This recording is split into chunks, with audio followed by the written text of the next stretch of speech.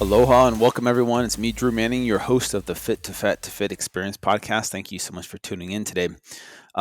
Today's guest is a neuroscientist, neuropsychologist. Her name's Dr. Julia DiGangi. I think I'm saying that right. As she said, it's Italian.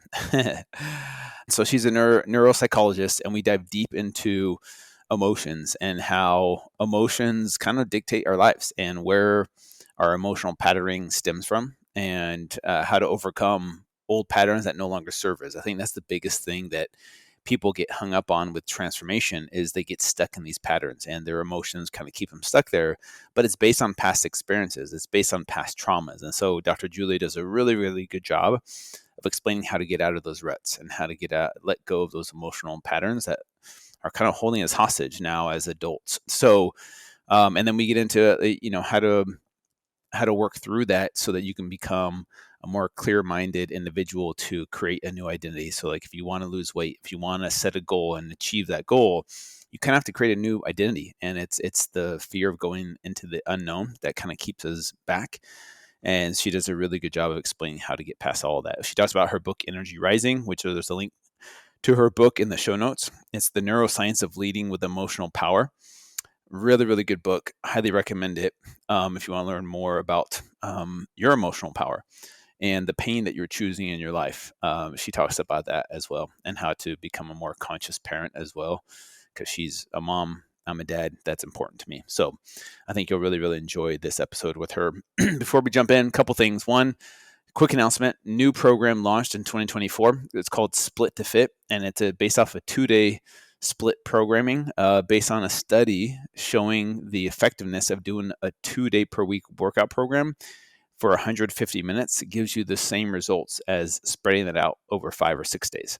So if you're a busy mom, dad, entrepreneur, you don't have 5 days a week to work out, I specifically designed my 2-day split to fit program based off of this new research, because I know how busy people can get. I know how overwhelming it can be to follow a 5 or 6 day per week workout program. Yes, you'll get results, but you can also get results only doing it 2 days per week. For everyone that's super busy out there, I think you'll really enjoy it. You can find it at split2fit.com. It's on sale right now if you want to check it out. It's got exercise demonstration videos. It's got modifications to each exercise. You can do the workouts from home or the gym. I think you'll really, really enjoy this program for all you busy individuals. Also, this episode is brought to you by our sponsor, Complete Wellness, which is my supplement brand. All different types of supplements. Nothing super fancy, but just all the basic essentials, what you need for general health. We have things like creatine, collagen, whey protein. We have digestive enzymes. We have wild Alaskan salmon oil, vitamin D3. We have a bunch of other really cool products like the nitric oxide booster, which is one of my favorites. Just gives you a nice little pump before your workout. So go check it out, CompleteWellness.com. They've been our show sponsor for, I've had the company for like 4 or 5 years now. Dang, that's a long time. But anyways, let's go hang out with Dr. Julia DiGangi. All right, Dr. Julia, welcome to the show. How are you doing today? I'm good. I'm glad to be here, Drew. Happy New Year.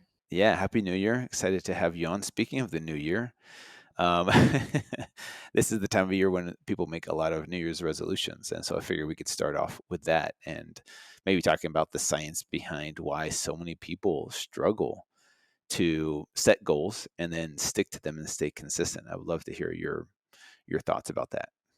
I have a lot of thoughts about that, so I'd be happy to share them. So, what's a really interesting statistic, people love statistics, Mhm. is that by January 19th, more than Mm. 80% of New Year's resolutions have failed. Wow. So that's an incredible number early in January, right? So you imagine what that number looks like in February or March or August.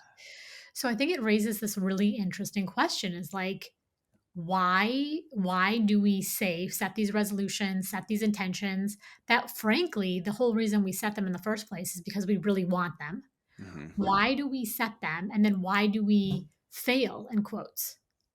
Well, I think it's so important to talk about the science of this because I think what tends to happen is people say, I really wanted to lose weight. I really wanted to improve my relationship. I really wanted to reorganize my home, get a new job, whatever. And I didn't do it. And so they already feel bad that they didn't achieve their resolution. And then I call it like a pain sandwich. Then they Mm, compound that pain by saying, see, mm, I can never get what I want in my life. yeah. I'm no good. I'm not worthy. I can't rely on myself. So it's like this double whammy. I don't get my New Year's resolution in 2024. And now I have this really kind of entrenched feeling about myself that's terrible.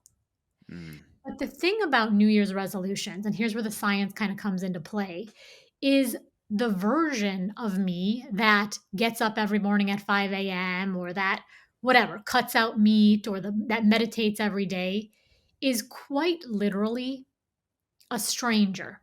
mm, This is not metaphorical. So these researchers did this really interesting study where they looked at people making basically predictions of their future self, which is exactly what a New Year's resolution is.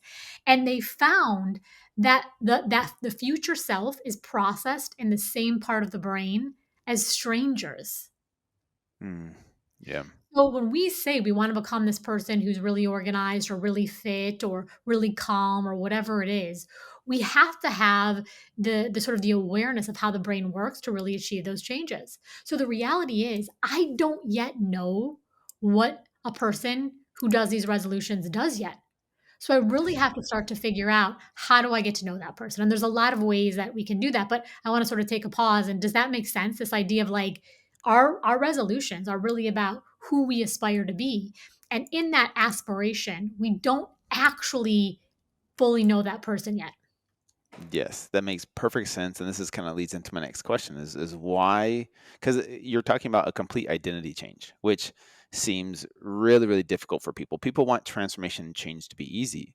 They want it to be like, "Okay, here's my new trajectory, like, I'm gonna eat this food, I'm gonna do this thing, and then I'll just change into this new person, and it'll be natural." Why eh, maybe and this is the question, is why do humans struggle to change identities? Is it a new human, like modern problem? Or have humans always struggled with identity change? Well, here's what I can tell you is Mhm. I think one of the most effective ways, most powerful ways. So one of the things that I'm a neuropsychologist, which means I'm a clinical psychologist who specializes in the brain and behavior.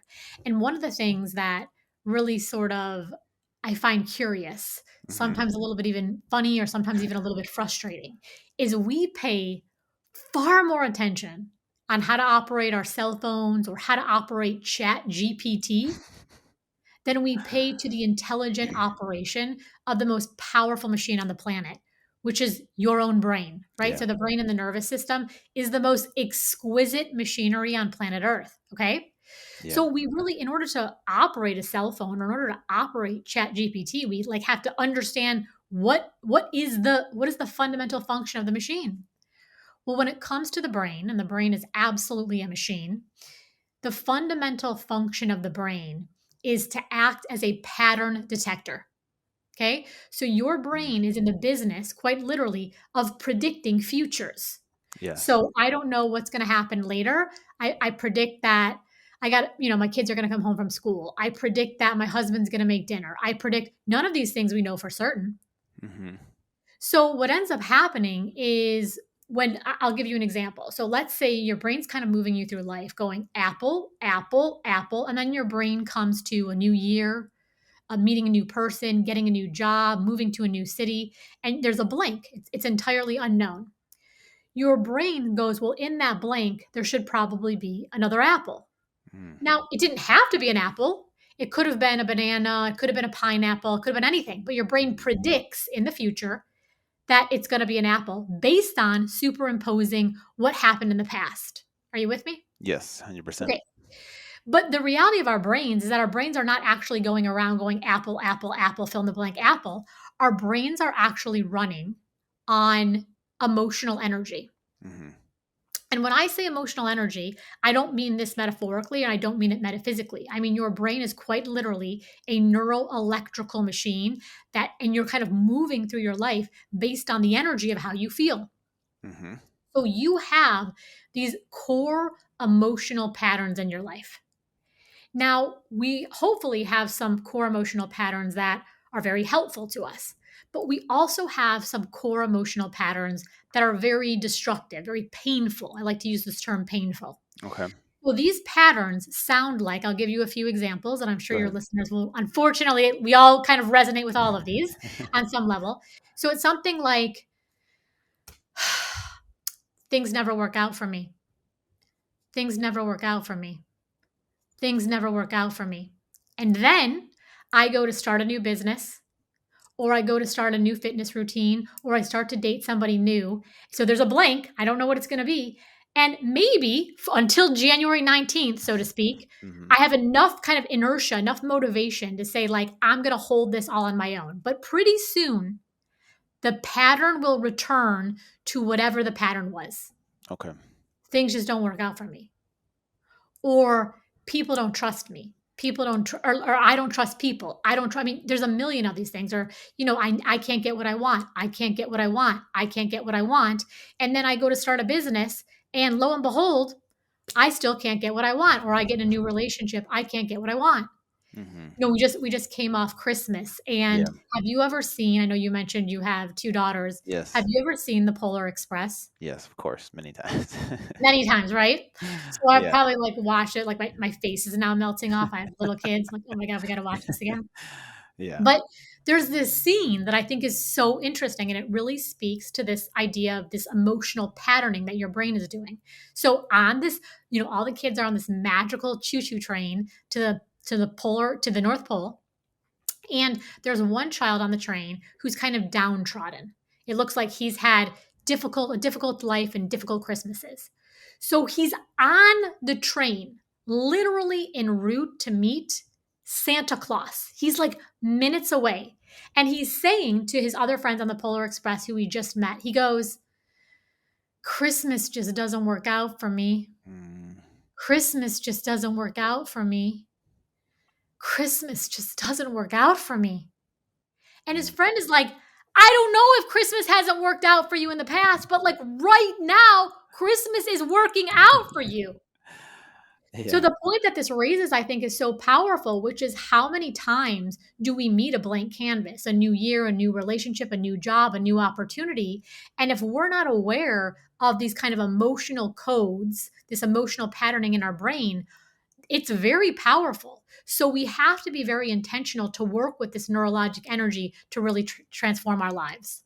I love what you said, intentional, like having that intention. I think that's super important. But the question I have before that is, where does this emotional patterning come from? Is it chosen? Do we choose this emotional patterning, or is it inherited based off of past experiences, like your upbringing, your parents, your siblings, your all the calculations of the past experiences? Is it a choice of ours, or is it inherited? And at some point, you become conscious enough to say, "Okay, I don't want this patterning anymore. How do I let go of that?" Does that make sense? It makes Okay. it's a fantastic question. Yes. Yeah. So I wrote Energy Rising, which was released in September. And Energy Rising has what I call these 8 neuroenergetic codes. Okay. And so these are 8 kind of codes that really tell you how to operate your brain very powerfully. One of the codes, that's code 5, is called the source code, and it Mm, speaks to this exact question you asked. okay. This patterning comes to all of us very naturally, very honestly in our childhoods. Okay. Okay. So the brain is undergoing exquisite, I mean, mind blowing development in years 0 through 5. In fact, part of the reason I love being in neuroscience is like some of the breakthroughs are just extraordinary. Like now, researchers have found that learning starts in utero. Mm. So before you even like pass through the strange portal to Narnia and come out on the other side, you are already, your brain is starting to learn. Yeah. Okay.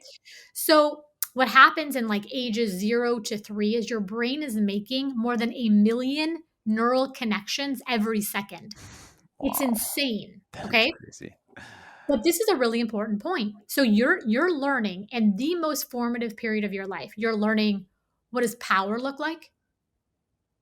What does need look like? who comes to me when I need things, who ignores me when I need things, what does attachment look like, what does loyalty look like, what does trouble look like, what does fear look like. So we're learning all of these lessons, okay? Mm. But here's the one thing, and honest to God, I have a ton of reverence for nature and for God. And if there is a bigger lesson about our stunning interdependence, I could not think of it. We are learning these lessons about how the world works, how relationships work, how people treat us at a time when our brain has no meaningful capability for language and for verbal memory. Mm. So, what this means is we're learning a shitload of lessons about how relationships go, about our identity, about how worthy we are, about all this stuff at a time that we don't even have the verbal memory stores. So, it's not like, Yeah. hey, so yeah, this one time when I was 18 months old running around in a little diaper, and I really wanted my mom to pick me up, and she wouldn't pick me. It doesn't go like that. Yeah. But the brain has many memory systems. We have Mhm. sensory memory, we have procedural memory, we have somatic memory, we have visual Mm. memory. I mean, so the idea that just because I can't remember it in like tell you a whole story about it doesn't mean I don't have those memories encoded into my body, which is why I call this the source code. So to answer your question, it comes to all of us very Yeah. naturally in childhood. And obviously our parents are the I talk a lot about the neuroscience of leadership, right? So our parents, and I think I really kind of push the edge to help kind of inspire people to think powerfully about leadership. Leadership does not mean I'm running a 40,000 person company and I'm am the head of the C suite. It's Yeah. like we are all leaders of our own lives, and until we understand how to hold our power, we often feel like we're kind of side characters in a life where we should be the main character.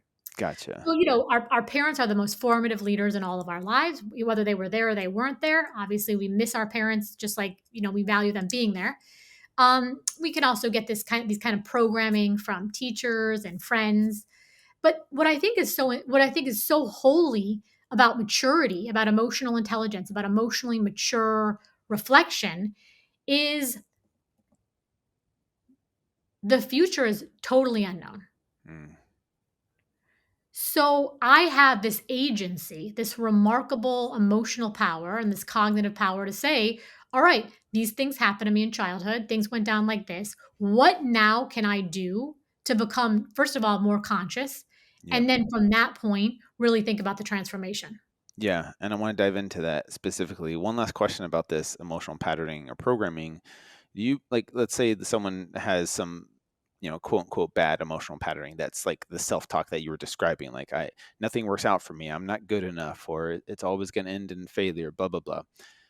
Is there some emotional patterning that maybe now in our 30s, 40s, 50s, like we're trying to break free from, that maybe at a certain period of time actually served a purpose or was good for us to like as a survival mechanism at some point? Do you see that at all, like helping people going back to like dissect their childhood and what was good or bad at the time that led Oh, them to who they are today? absolutely. Does that make Yeah, sense?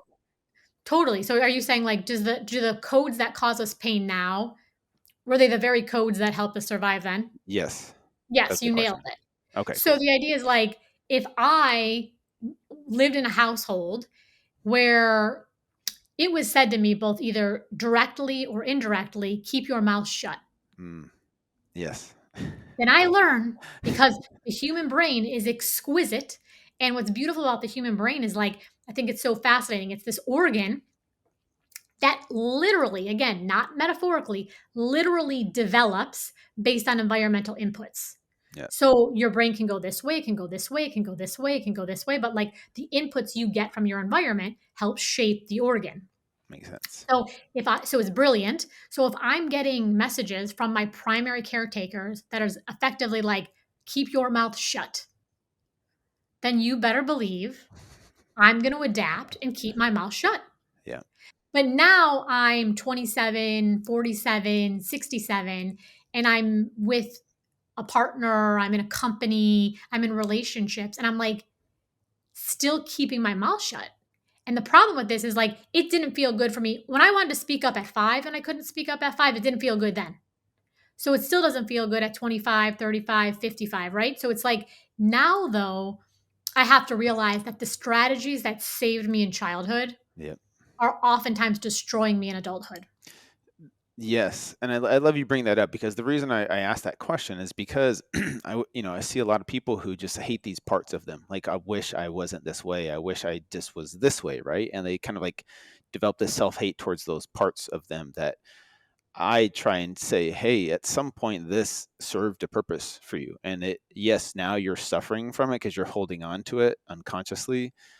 Maybe if you look back and give that version of you some compassion and realize that that part of you isn't meant to be hated, but it served a purpose at some point in time. And now it's okay to let it go. It's okay to release it from you.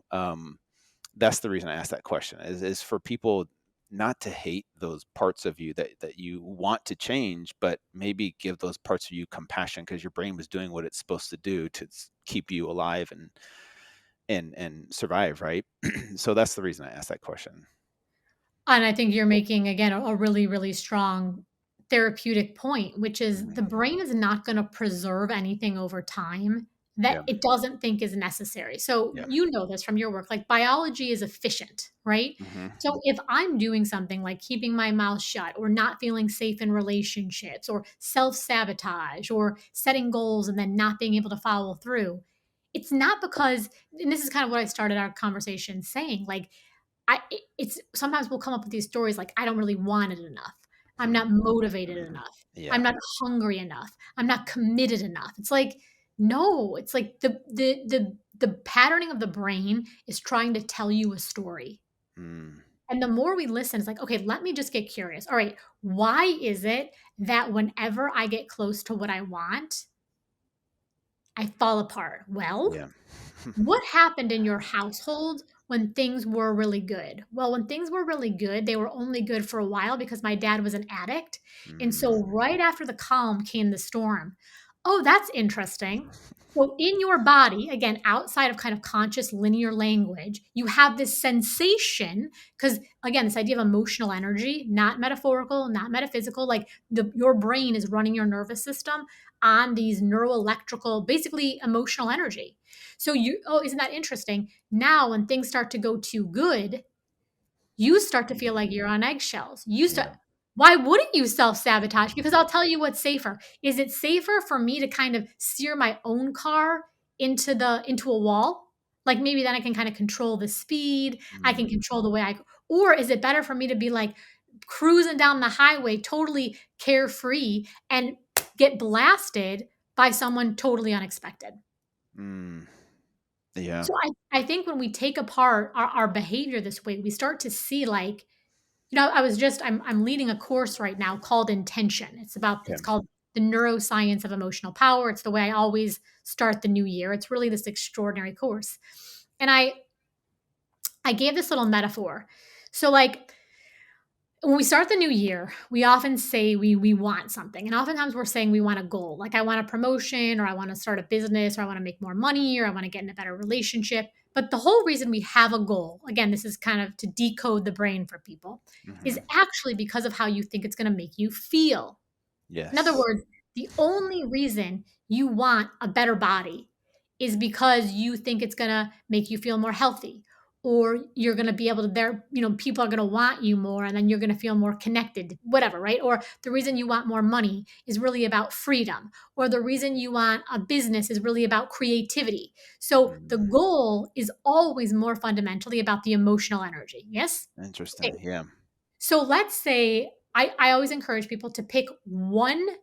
I call it an energetic intention. So, say my energetic intention for 2024 is authenticity. So, I think this is good. Good. I like it. I try it on. I'm like, yes, I want to be more authentic in my home life. I want to be more authentic in my business. I want to be more authentic on social media. Authentic. I like it. Good. So, I get out there January 1st, January 4th, January 18th, and I am committed. Okay. But what happens is, so I am kind of watering my life with this, let's call it this energetic water of authenticity. So I'm really kind of nurturing. And I want you to think about all these things in your life, like your career, your social media, your physical health. I want you to think of these things as your crops, your kids. So you're watering these crops with this nourishing energy of authenticity. You with Mm-hmm. me? Yep. But then what happens, because in a field where there's crops growing, there's always weeds. Yep. And the weeds, in this example, in this analogy, are things like other people's opinions, other people's moods, external validation, Mm. feeling like I'm running out of time, feeling like I fear, feel okay. So I start to say, I kind of become aware that there's these weeds growing in my field, but I really just want to nourish my crops, my Yes. family, my body, my business. But instead of just continuing to put this nourishing water of authenticity only on my crops, what I start to do is I jerk my body around in the field and I fixate on what other people are saying, what other people are feeling, what other people are doing, Yeah. external validation, insufficient time. Okay. So then the very energy that I could have been investing in my crops, I've now got distracted because I've dropped my own attentional focus. And now I'm putting all of this precious nutritive water into the weeds. So of Yes. course the weeds are going to grow. Yep. This is very logical. And I think there's something soothing about being like, there's a method to this madness. Okay. So here's the piece I actually wanted to get to for the point that you just made. Okay. So I go home that night and I'm like, you know what? It's been a long time and I've been paying way too much attention to these weeds in the field. Other people's opinion, other people's moods, blah, blah, blah. I've been doing this for now. Now we're in, let's say, in September. Tomorrow I'm going to go back to the field and I'm going to really pay attention to my crops, the things I genuinely care about, my values. But when I go to the field on this day in September, my heart sinks because I'm like, oh my God, my crops have withered. Mm. So my heart feels broken. Yeah. But now what I do in this moment is I start to give even more of this precious energy to additional weeds. And these weeds are things called guilt, shame, Mm. despair, devastation, embarrassment. Yeah. Now, do you see though how this is just like I call it sometimes emotional math or emotional physics? Mm-hmm. If I throw a ball up in the air and the ball comes back down, I would never in a million years say if I was really a good person, the ball would just stay up. The thing that's wrong with me is when I throw the ball up, it just comes back. It's like it just is. It's just a natural law. It's just physics. Yeah. If I pay attention to things that are not the things I ultimately care about, the only thing that will grow in my life is the weeds. Yep. I don't need to make a story about how I'm a bad person, how I'm worthless, how because it's just logical. It's just physics. I think a lot of times we have this coding to go back to this thing about childhood that Yep. there's something wrong with us. We're a bad Yep. girl or a bad boy. And if we feel bad, like we're a bad girl or a bad boy long enough, we feel like that is somehow redemptive. Like we can get to good if we show the world that we're really sorry for who we are for Yep. long enough. Do Yep. you see this? But it doesn't make any mathematical sense. If you Yeah. water the weeds, the only thing that's going to grow is the weeds. So we have to have trust in gravity, in logic, in math, and say, wait a second. If the thing I want to grow is actually authenticity in my career, in my home, and on social media, then let me put the weeds to the side and really start to think about how to nourish the domains I Yeah. care about in my life. Yeah. Do you feel like people need to become aware of their weeds first before they just go into this? Because the weeds are going to pop up regardless. But I think some people aren't even aware of what their weeds are or what the like these things you're describing, and that kind of I feel like there's that step of like becoming aware, becoming conscious of these things that are holding you back. Because, for example, like people come to me and they're like, "All right, I'm going to lose weight this year. Here's your meal plan. Here's your workout plan. Here's what you do. Blah blah blah." But then they have kids, and their kids have a frustrating day, or they're sick, or their boss is stressing them out, or they get into a fight with their partner, and then they're overwhelmed, and then it's like, okay, well, I'm supposed to eat chicken and broccoli, but my body's pushing me towards the ice cream and the alcohol, even though I know I'm not supposed to do it, I'm so overwhelmed and stressed out. My brain is programmed to react this way. And then they try and willpower their way for a few weeks, but then they eventually give in. And then the vicious cycle of shame and guilt and beating themselves up of like, see, you're not strong enough. You can't do it. And so they go into it not even aware of like, man, why do I do the things I do? Why do I react the way I react? And so I feel like, so what are some ways people can become aware of their weeds and build that self-awareness so that they can then realize like, oh, I'm doing that thing again. I'm about to react this way. And they create space between stimulus and response. What are some ways people can create that space so they have more power to choose or thoughtfully respond? Does that make sense? Yeah, I think it's a really good point. And so here's the deal, like being human is indisputably hard.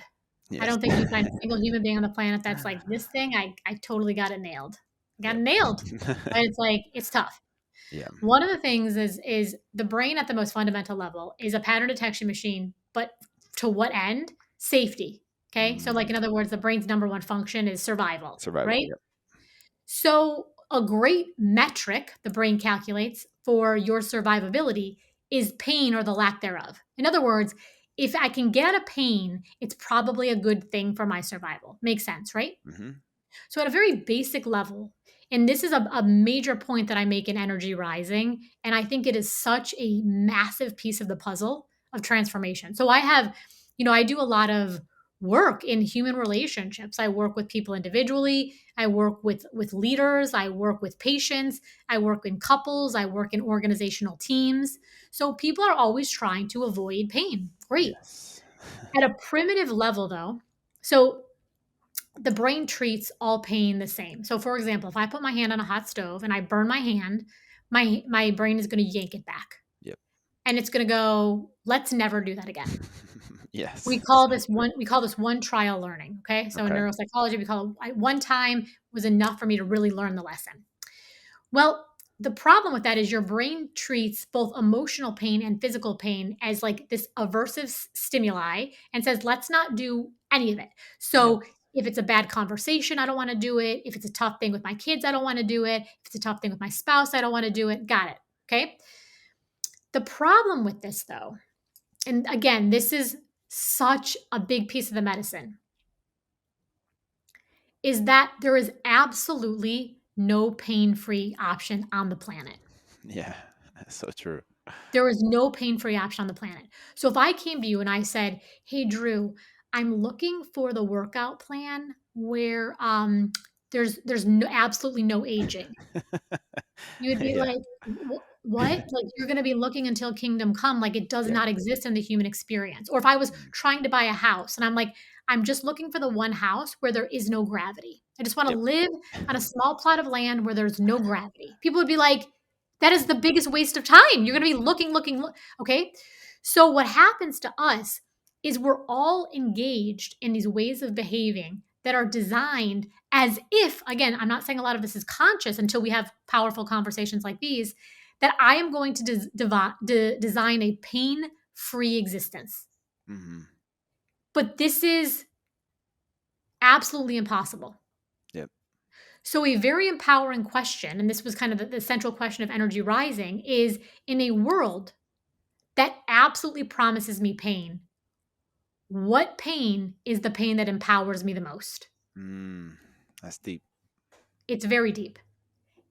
So if I say to myself, like, and I'm happy to use any example you want, but if I say, there's somebody I want to talk to about something, but it's like, I think, like, let's say I want to tell you something, but I'm a little bit nervous. I'm afraid. I'm afraid you're going to get mad at me. I'm afraid you're going to misinterpret me. So I'm like, you know what? To avoid that pain, I'm going to keep my mouth shut.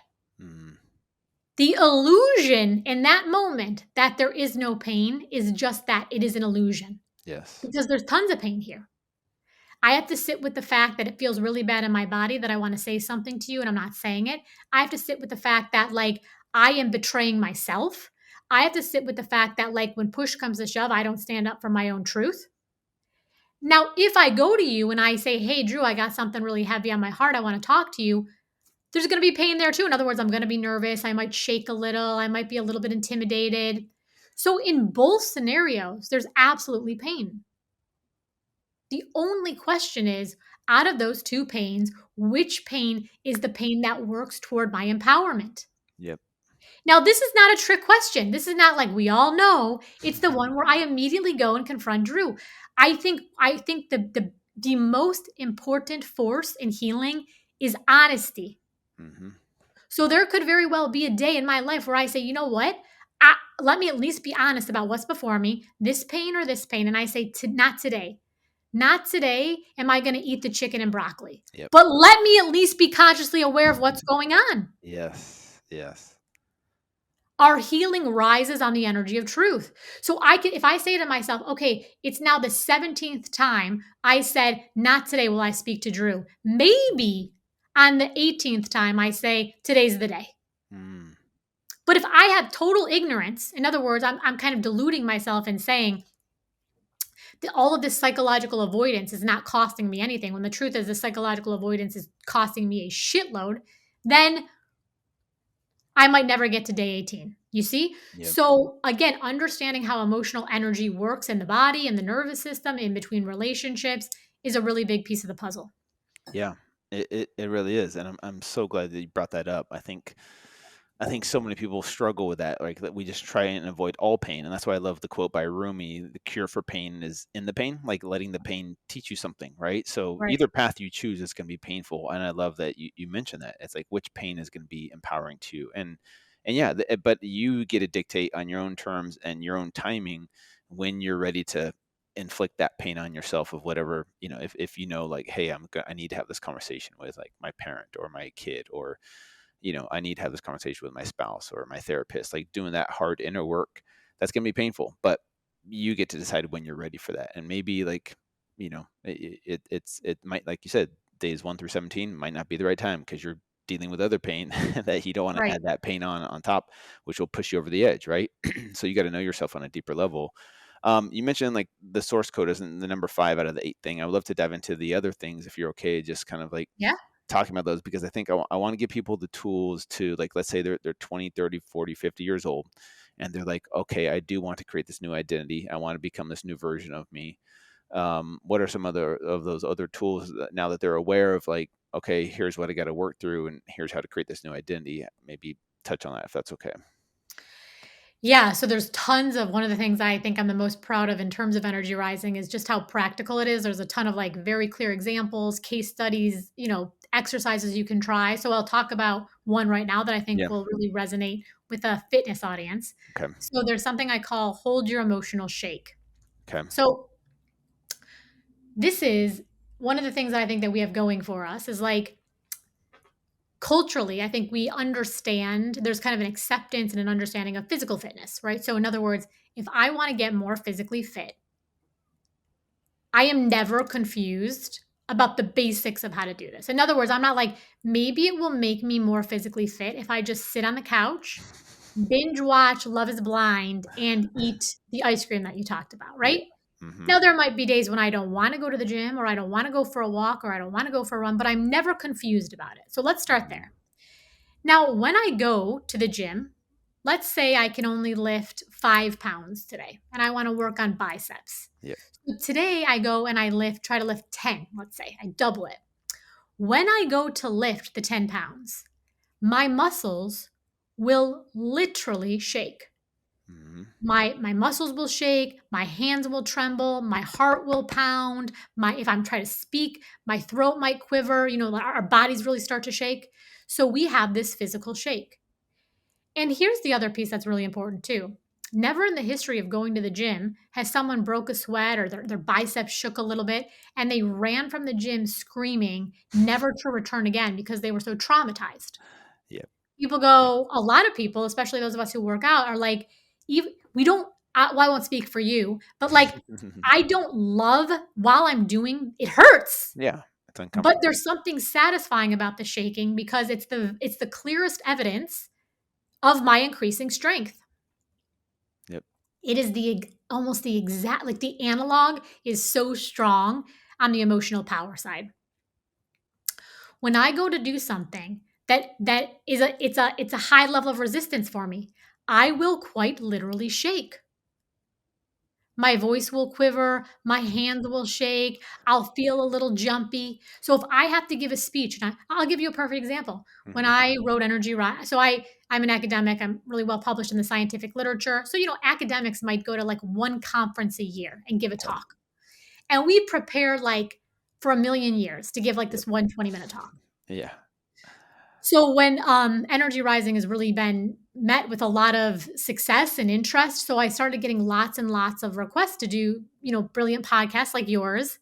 Mhm. And at first I was like, great, I'm gonna like totally prepare for a million years for every single podcast. Yeah. Well, I realized this was now because now instead of doing like, one conference a year, I'm doing like 4 interviews a day. Yeah. I have 2 little kids. I run, I'm doing this work in organizations. I see patients. I'm like, I either have to turn down all these interviews and talk about this work that I in my cells believe is so transformative, or I need to practice what I preach and go on these interviews and hold my emotional shake. Mm. So the first interviews that I did like this, when I couldn't prepare the way I was used to preparing, I was shaky as shit. Yeah. I know My the knees feeling. were like my legs were kind of shaking, my voice was quivering, my hands were a little bit I was sweaty. But Yep. here's the piece. Just like if I go to the gym pretty regularly and hit the 10-pound dumbbell, my body will habituate, so will my nervous system. And Yep. it will happen very, very fast. Yep. We are not looking to throttle just like, again, the physical health analog is so strong. I wouldn't go to the gym if I could only lift a 5-pound dumbbell and try to lift a 50-pound. I'd rip my arm out of my socket. Yeah. So I'm not saying that we should go and try to throttle our nervous systems at the gym, but what I'm saying is there has to be an intelligence to understand that, again, when we go back to these laws of nature, strength is created in the resistance. Yes. Strength is always and only created in the resistance. So I think one of the most misunderstood energies on the entire planet is the trigger. Mm. Yep. The trigger is old emotional coding. So the trigger is 95% ancient wounds from your childhood. People don't see me. I'm not respected. Nobody gives me what I want. All this. I'm no good. 5% what's happening in real time. Mm. Now, are there exceptions? Of course, but then it's not a trigger, Yes. right? Triggers are old injuries. I call it arguing with ghosts. True. Yeah, that's a good way of putting it. So it's like you send me an email and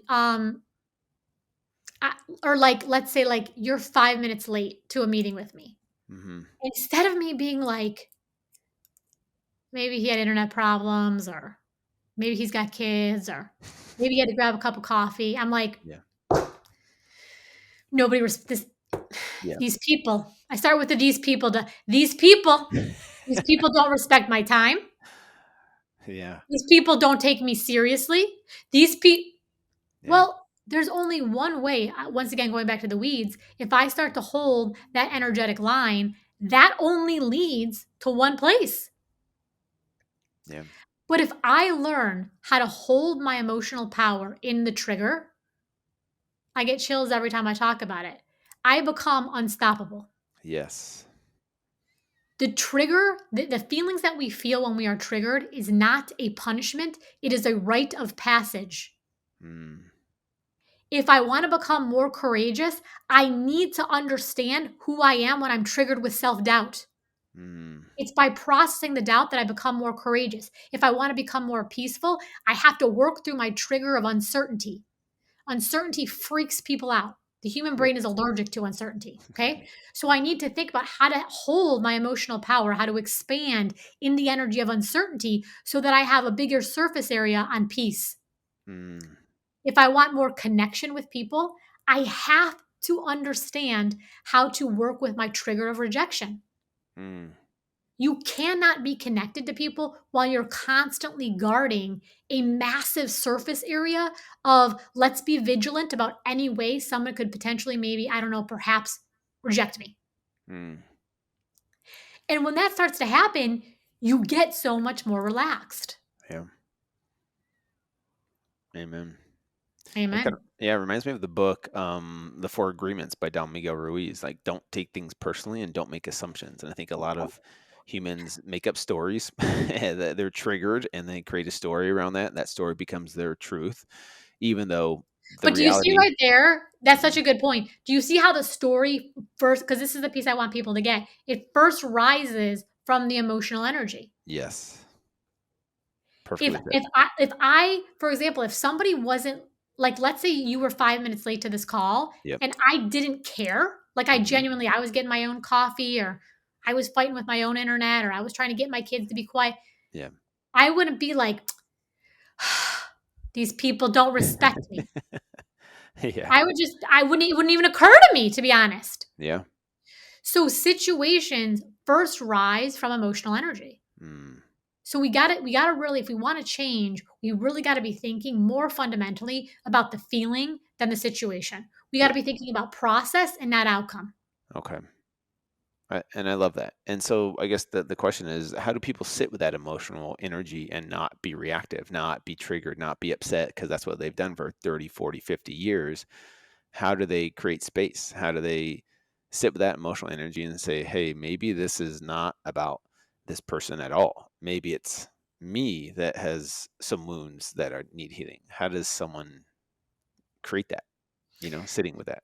It just Yeah. feels like, So like, let's go back to this exercise. So what you want to do is you want to take, like, this is a really simple exercise. And okay. because we're focusing on emotional energy and not Mhm. situation, there's a ton of flexibility here. So it's like, it's a very versatile exercise. So say like, I'm just coming up with an example here. Let's say like I'm really struggling because I always feel like I have to be perfect. It's a common Mhm. one, right?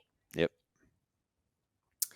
So I say to myself, I would come up with 10 examples or 20 examples or however many you want of like, what is like a one? So let's go back to this idea of like emotional power and emotional resistance. So what's something that's like very easy? What's like a 5 level resistance? What's a 10? And to be honest with you, anything below 5, it's kind of a waste of time, right? It's Okay. like if I could already lift 5 pounds at the gym and you were my trainer, you probably wouldn't be like, let's do 5.5 pounds Yeah. today, right? Yep. So you want to, and it's like Goldilocks. You want it to be too hot. You don't want it to be too cold. You want it to be just right. That's on people to figure out for themselves. So if I say to myself, well, what would feel like really not being a perfectionist is like maybe like around a 7 would be, I would start sending emails with typos in it. Or if I'm a people pleaser, I would when people would text me, I would Mhm. intentionally, by design, not, because I think a lot of us feel like we have to get back to people. We can't. We're like killing ourselves. I'm not responding to any texts for 48 hours or something like this. Again, you can Yep. design the activities. So when I first go to send an email with so maybe that's like an 8 for me, Yep. and let's say the email with typos is like a 6. Okay. Well, the first time I go to do that, I'm gonna feel freaked out. Mm. I'm going to start to feel like, let's say I do the one where I don't respond to text messages for 48 hours. Is this person mad at me? Oh my God. And then it's going to grow. I'm going to start to have to really sit with these horror stories about how people don't like me and they're going to think all these bad things about me. But what I'm going to see at the other side of that, most likely, is that the world still kept turning. People understand that these things happen. It's like the brain is, I said this earlier in our conversation, the brain calibrates to the evidence that you give it. So Mm. if you want to stop people pleasing, or you want to stop trying to be so perfect because it's costing you a ton of energy and the return is not good, you have to be willing to produce the evidence that your brain needs in order to transform. And Mm. as you go to produce the evidence, you're going to shake. Now, Yeah. I said on the, like, no one's confused on the physical health side. Like, I don't want to go to the gym today, but I'm not confused by why I'm not Yep. getting stronger. I think the confusion does exist on the emotional power side. In other words, I'm feeling kind of nervous about not responding to my friends right away on text messages. Oh my God, I should stop this. In other words, I should go back to immediately responding, people pleasing, over giving. No, that Yeah. sign, that emotional shake that I just described, is actually the nervous system up leveling your emotional power. Mm. So these are very clear, and again, I'm hoping what people are getting is tons of examples in their own life of like, Yep. oh, I could do this with not all my friends, but certain friends, or I could do Yep. this with my boss in some ways. Or here's a great one, I could post something on social media and turn off the comments. So I think a lot of us post in order to get validation. Yes. What would it be like to really speak my truth out there and just hold the frequency of my own truth? Mm.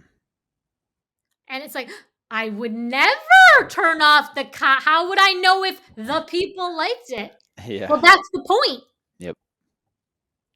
Yeah.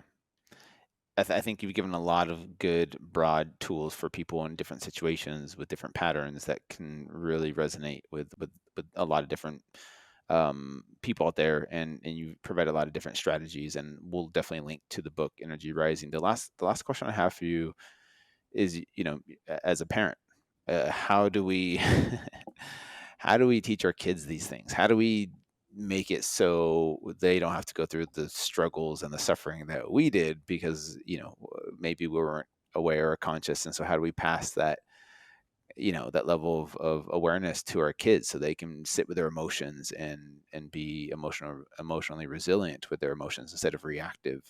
Is that possible? Is it what do you do as a parent? I'm very curious. What does Well, that look this like? is this is the final frontier of emotional power. Okay, it's Okay. like nothing tests us as much as our own children, our So own true, right? basically in our house, right?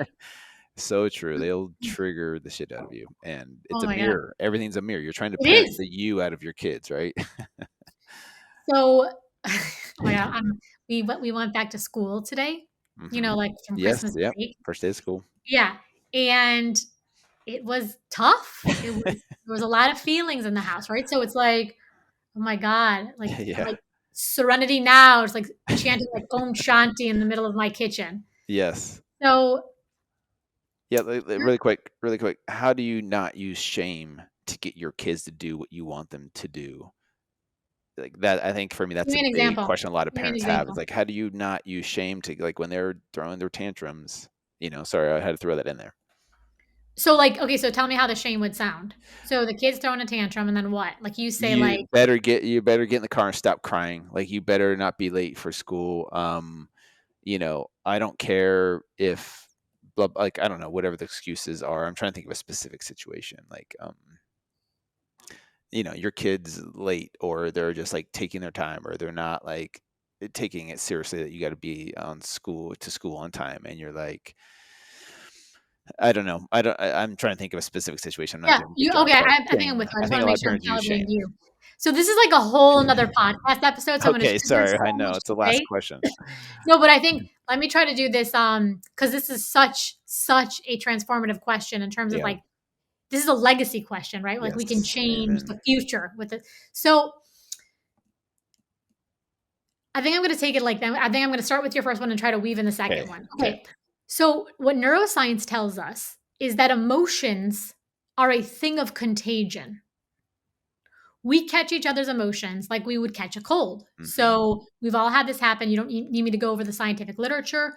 You a million times in your own life have been in a good mood. You've walked into a room where people are in a bad mood. Your energy stinks like a lead balloon.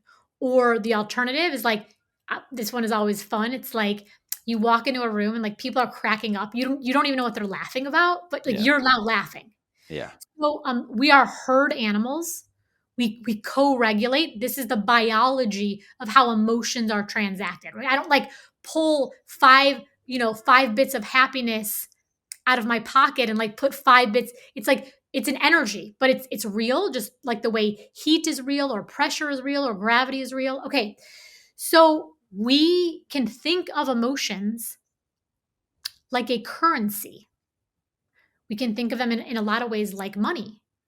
So what tends to happen, and this happens, I see this happen all the time like in the parent-child relationship and in work, like in boss, you know, Yep. employee, Yep. is we try to make other people feel things that we don't actually feel. Mm. So the classic one, as have you ever as a parent, I will raise my hand, started saying to your child, "I just need you to calm down right now." Yes. Yeah, of Well, course. If neuroscience tells me that emotions are a thing of contagion, my child is clearly activated. In fact, my child is so activated, I have literally caught my child's emotions, which is why I'm now riled up. I'm Mm. now going to use my activation to try to tamp down my child's. You can't get the math on that to work. Yep. Yep. The way a dysregulated child gets calmed down, or this happens in our marriages too, right? Our spouses are upset. What we need them to do for us is to to calm down our upset spouse, we need to regulate ourselves. Mm. When I go to my child and I say, this literally happened today. Yeah. So this was my daughter, and she was like, she's little, she's 6 years old. She's like, I'm not going, and she's crying, and Aw. she loves school. Okay. Yeah. Yeah. So, and then, you try to talk to them like, hey, don't talk to me. So I was like, okay, what I'm going to do. And I was like, I had to think about myself, the idea of putting our own oxygen mask on first. So I Yes. was like, I am not going to make eye contact. We're acting like a wild animal right now. I'm just going to sit on the stairs near her and just sit and really think about, to the extent I can, because I'm now getting stressed out. Like, my Yep. husband's starting to get activated. I got a meeting I need to be at. I Yeah. have no idea if the child's going to school or not. Like, it's kind of, so I sit on the stairs Mm-hmm. and I just sit there. Mm. And this doesn't always go this well, but I would say in under 2 minutes, she had rolled her little body over to me and just threw herself across my lap. Mm-hmm. Mm. And then I could just rub her back and say it's okay. It's okay. And I kind of knew at that moment, because I know my child now, is like, don't even say more than that. No, no big, because sometimes I think we think some of us words calm us. Some of us words are activating. So it was like I had attunement, but I also calmed myself down. Mm. And I think by calming myself down, I could actually be a source of this currency of calm that she needed.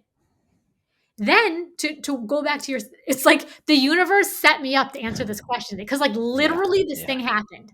So she's going, I am not going to school. And she goes, and you can't make me. Oh. And my husband and I are like, well, we are not going to use any kind of we could pick her up at 6, but we're not going to be able to pick her up at 16. So we're not Yeah. picking her up. So we say to her, okay, she was saying she had a stomach ache. Okay. So we Yeah. said, all right, if you're sick and you need to stay home, then when we're sick, we sleep in our beds and we read books, but that's kind of all we do. But you're Yep. welcome to stay home. Or if you want, you can get in the car and just take the ride with your brother to school. And if you want to come home, you're welcome to come home. Okay. And she was like, and my husband was like, I am now leaving too. Very calmly. He wasn't like, and I'm basically leaving your little butt behind. He was just like, I'm gonna go now. Okay. So there was no shame. There was clear Mm. boundaries, and she got in the car. Mm. Yep.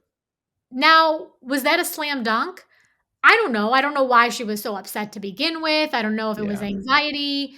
Um, but my point here, to really kind of what's the point I want people to take away, is we spend so much of our energy trying to inspire other people, trying to motivate other people, trying to convince other people, trying to persuade other people, trying to get other people to think that we're right, when really the power move here is, and it's a triple win, right? It gets to work for me, it gets to work for them, and it gets to work for the relationship. If I feel motivated inside of my own body, if I feel inspired inside of my own body, I feel fantastic.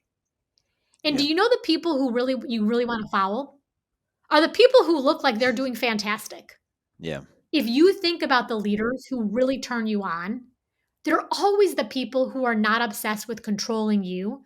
They're the people who are genuinely invested in their life and their work. They have a humility about them. They have a conviction about them. They want you to be with them, but they also are okay if you leave. So when we understand how to hold our own emotional authority, we understand how to work with the emotions in our own body, we become very magnetic leaders. Yeah. I think that's a beautiful, beautiful example. Thank you for sharing that, by the way, with us. of an example of how not to use shame in those situations. What I've learned through all the research that I've done on shame is shame. When you shame your child, you're teaching them it's not safe to share their emotions with you. And so, if anything, it teaches them to hide their emotions because they're not safe to, express those emotions. And so, I don't.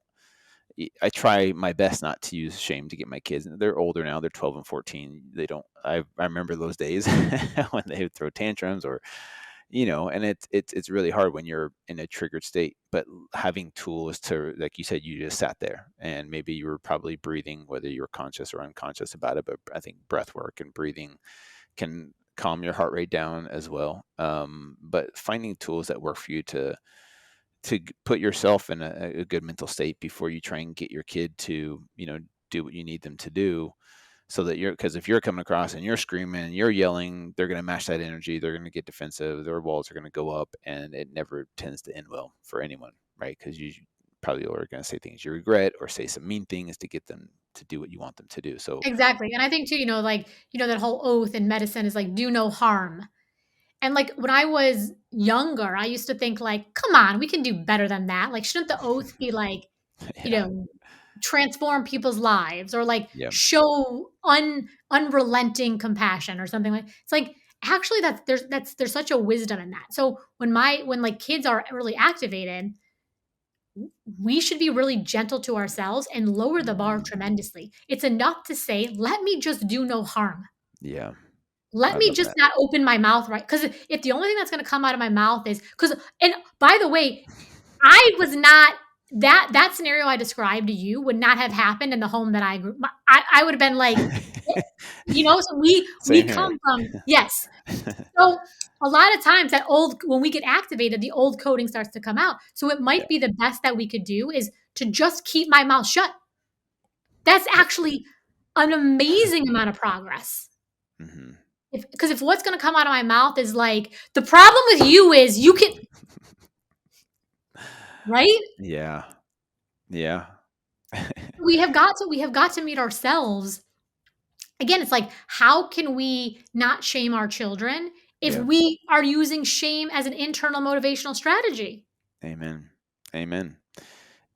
And that's why for me doing the work on yourself is so important, to break those generational cycles of trauma, if you will. And I love the quote, well, and we can end on this, is I don't know who said it, but if you don't heal what hurt you, you're going to bleed on those who didn't cut you. And I think I don't have any blame or resentment towards my parents, but they did the best they could. But I think there's a lot of unhealthy unconscious patterns that were passed on, and now we're the ones who are trying to do the work to break those patterns so that our kids, Right. those patterns aren't continued on. And it's hard. It's hard to be in the conscious mind all the time instead of running on autopilot, which is what you've been programmed to do. It's so much more effort and energy to be in the conscious mind, be aware of your patterns and your triggers, and to not pass that on to your kids. It's a lot of work, but it's worth it. And that's kind of why I wanted to have you on, was to help you help a lot of people through that. And I'm grateful for and I appreciate what you do. Even though I haven't worked with you personally, I can tell you've helped a lot of people become aware of these things, and I think it makes the world a better place if we all can heal what hurt us, because hurt people, and that You're so right. yeah, that cycle just continues. And I hope for a better world where healed people heal people, and we pass that on. So I love that. yeah, I love that, and I thank you for having a platform to be able to because I do think that these kind of conversations are so transformative, so I thank you for coming on, letting me come on and yeah. talk about emotional power and emotional healing. Yeah. Where can people find you, Dr. Julia, and then also your book, Energy Rising, and then you mentioned a course too, like wherever you want to send people. Okay, Yeah. yeah. So, the like most people in 2024, you can find me hanging around social media. So you can find me on Instagram at Dr. Julia DeGangi just Dr. Julia DeGangi. I'm on LinkedIn, Dr. Julia DeGangi. I have a website, drjuliadegangi.com. That's DR. And then Yeah. Facebook, I'm just Julia DeGangi. So Mm, no doctor. okay. Yeah. And then for information about I do a lot of courses about how, the neuroscience of parenting, the Ooh. neuroscience of emotional power, so a lot the neuroscience of romantic relationships. So you can just come to my socials, and I'd be delighted to talk about that. We might have to have you on for multiple episodes to just like every one of those categories you just mentioned, Yeah, like relationships, parenting. But I'm glad we fit it. I felt like today was pretty diverse. We got a lot of like, what good. you do The into big we one started with the podcast. foundation, and we can Yeah. dive deeper next time. Amen. I love it. Well, thank you so much for coming on, and can't wait until the next time. So thank you. Thank you, Drew. Happy New Year. Happy New Year. Go!